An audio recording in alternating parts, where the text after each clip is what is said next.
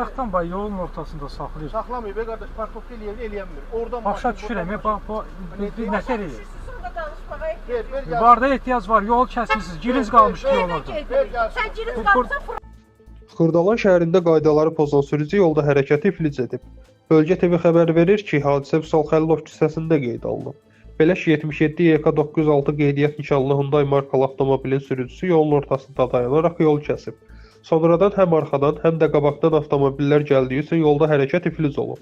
Görüntünü qeydə alan sürücü geriyə hərəkət edərək yolun açılmasına şərait yaradıb. O sürücüyə normal şəkildə irad bildirən zaman yanındakı xanım kovu şəkildə az danış, yolunu dəyiş, başqa yerdən get, az ağsaqqallıq elə deyərək özünü haqlı çıxarıb. Sürücü isə ona deyilən sözün əhəmiyyətsiz olduğunu görərək yoluna davam edib. Qeyd edək ki, hadisə nəticəsində yolda 4 dəqiqədən artıq ləngimə baş verib. Təəssüf ki, bəzi sürücülər qaydalara məhəl qoymayaraq yalnız öz rahatlıqlarını düşünürlər. Maraqlıdır ki, belə insanlar eyni vəziyyətə özləri düşəndə anlayış göstərmək əvəzinə daha aqressiv reaksiya verirlər. Lakin özləri belə vəziyyət yaradanda özlərində heç bir səhv görmürlər. Fikrət Qədimli, Bölgə TV.